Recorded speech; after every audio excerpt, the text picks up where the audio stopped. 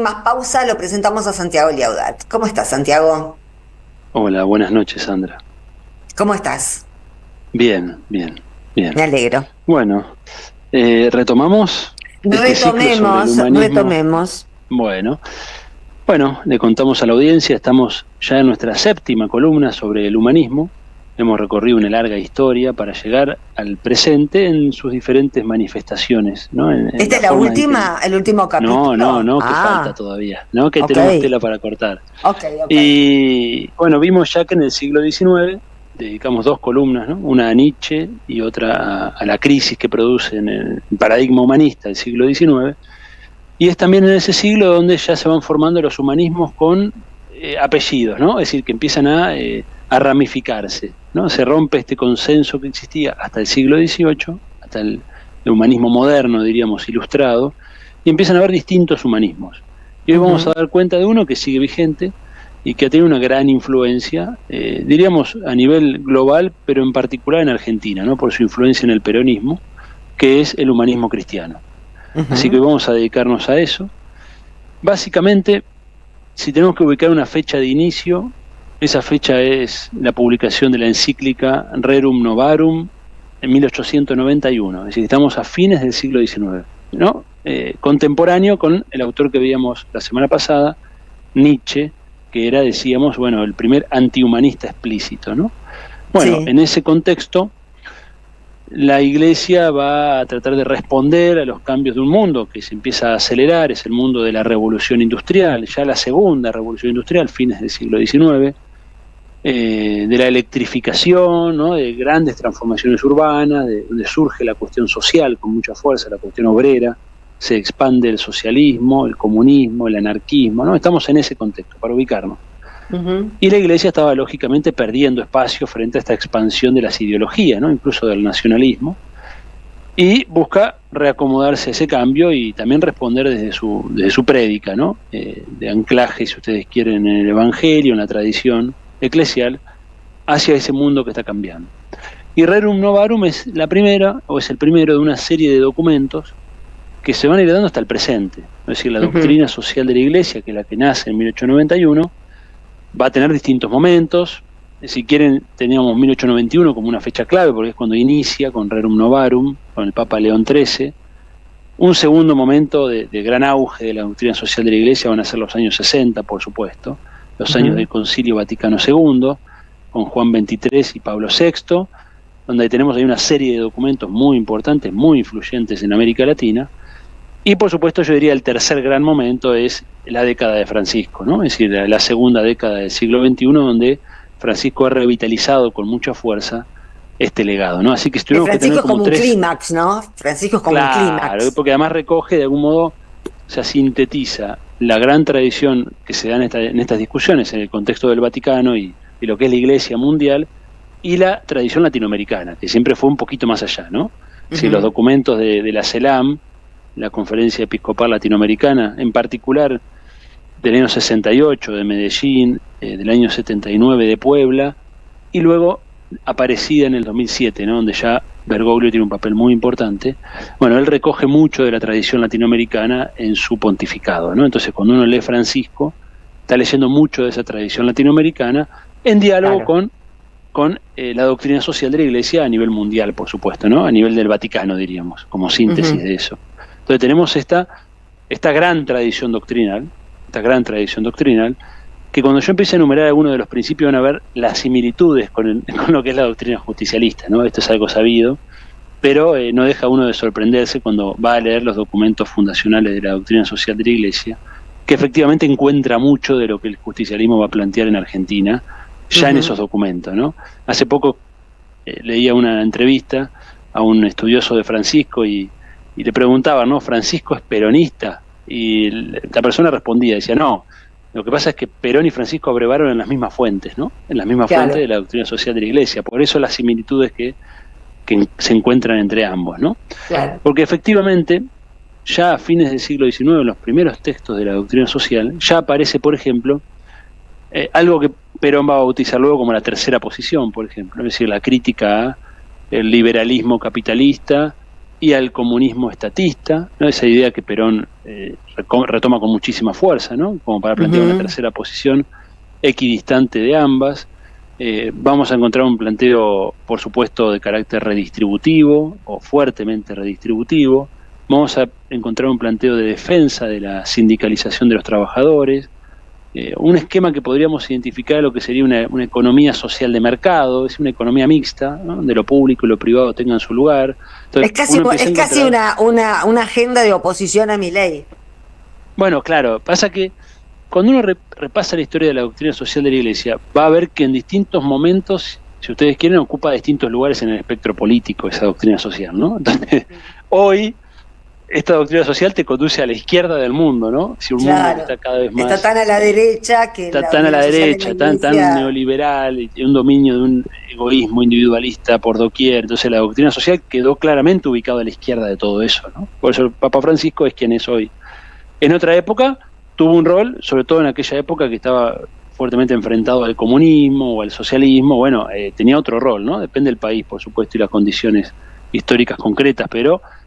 diríamos, hay distintos momentos, ¿no? Los 60s y el pontificado de Francisco son los dos grandes momentos, creo yo, en que la doctrina social abrió posibilidades, ¿no? Y quizá en el contexto argentino, el peronismo, ¿no? Que claramente abreva ahí. Entonces tenemos este planteo con mucha claridad. Hay un planteo muy claro de la función social de la propiedad privada, algo que el peronismo instituyó en la Constitución del 49, ¿no? Es decir, la propiedad privada tiene un espacio en la sociedad justicialista, pero subordinado al bien común, ¿no? Ya, Es decir, no es un derecho sagrado, claro, no es un derecho absoluto, como plantea el liberalismo, ¿no? Es decir, la doctrina liberal nos dice que, bueno, la propiedad es prácticamente una extensión de tu cuerpo, ¿no? Según los liberales clásicos. Entonces, la propiedad es intocable, es una... O sea, el lago escondido es parte del cuerpo de Lewis. Claro, exacto. Y es la garantía del ejercicio de tu libertad, ¿no? Que en definitiva es el valor supremo. Entonces, la doctrina social de la Iglesia va a cambiar esto, va a plantear que la creación divina está hecha en función de todos, es decir, que Dios no creó los bienes de la naturaleza, para unos sí, para otros no, es decir, esta idea un poco de una jerarquía natural no existe. Sí, y el concepto que se propone es un concepto muy interesante, que Francisco lo ha recuperado mucho, sobre todo en Laudato Si, es la idea del destino universal de los bienes, ¿no? Es decir, la idea de que la creación divina va asociada al destino universal de los bienes, ¿no? Y la función social de la propiedad privada, donde se le otorga un lugar, pero ese lugar no es el lugar de lo sagrado, sino que es un lugar subordinado a la consecución del bien común, que pasa a ser el bien superior. Fíjense qué interesante, ¿no? Que es un concepto de larga tradición, ¿no? Ya Santo Tomás tiene una elaboración muy profunda sobre el bien común, que de tradición aristotélica, ¿no? De la idea de que la política debe perseguir el bien común, algo que parece de perogrullo, pero que en estos tiempos que corren no suele pasar, termina persiguiendo otras cosas, ¿no? Es decir, la competitividad, la racionalidad de cualquier otro tipo, ¿no? Imperial. Bueno, el bien común o la primacía del bien común está en el ADN, digamos, de la doctrina social de la Iglesia. Por supuesto, si hablamos de una tradición humanista, va a haber un énfasis muy particular en la dignidad de la persona humana. Por eso hablamos de un humanismo cristiano, pero lógicamente, porque es un discurso de carácter religioso, y esto Francisco lo recupera mucho, lo retoma mucho, está la idea de que solo es posible sostener la dignidad de la persona humana con un fundamento trascendente, ¿no? Es decir, la idea de que solo basado en una creencia en algo superior, en algo sagrado, en algo divino, es posible sostener la dignidad humana, ¿no? Cuando eso desaparece, entramos en un relativismo donde, bueno, yo te otorgo derechos si quiero, si no quiero no te otorgo derecho a nada y puedo hacer con vos lo que quiero, ¿no? Y va a plantear con mucha fuerza la doctrina social la idea de que el principio de justicia social, que es un principio que emana de la doctrina social de la Iglesia, si el peronismo lo toma de ahí, incluso cuando ya se desarrolla el peronismo, ¿no? Del 45 en adelante, el concepto de justicia social tiene ya casi 100 años dentro de la discusión de la Iglesia, ¿no? Es decir, no es un concepto nuevo, es un concepto que tiene un largo recorrido. Diríamos que es el corazón de la doctrina social de la Iglesia, el concepto de justicia social, y lo que se va a plantear, que Francisco lo desarrolla con mucha profundidad, es la idea de que la justicia social solo se puede sostener en un concepto de dignidad humana, la idea de que el ser humano en tanto tal tiene dignidad. No importa cómo seas, tu raza, tu género, el país en el que vivas, tu condición social, todos tenemos una dignidad. Pero, y acá está la vuelta, ¿no? Lógicamente, porque es un discurso de fundamento religioso, esa dignidad solo puede asentarse en un fundamento trascendente. Si busca un fundamento secular o inmanente, queda sujeto al pacto social, un pacto que puede ser roto por cualquiera, ¿no? Entonces, esta idea es muy fuerte también dentro de la doctrina. Y uno o dos elementos más para dar un panorama. Hay un principio que también comulgó bien con el peronismo, que fue el principio de subsidiariedad, ¿no? Que es un principio que yo se lo he escuchado recuperar mucho a Juan Grabois, por ejemplo, que es la idea de que el Estado no debe hacerlo todo, ¿no? Es decir, aquello que las comunidades, aquello que unidades menores, digamos, de la sociedad pueden hacer, deben hacer, ¿no? Es decir, desagregar un poco el Estado. O sea, hay algo ahí de darle lugar al espacio de la comunidad, ¿no? Que eso está en toda la doctrina social de la Iglesia, en distintos documentos, ¿no?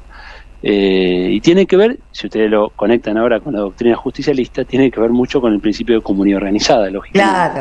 Claro. ¿No? O sea, donde Perón no pensaba un estatismo, sino que el concepto ahí es el de comunidad organizada.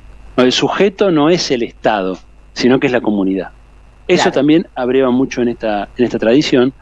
Y otro principio muy importante, lógicamente, digo dos más y voy cerrando.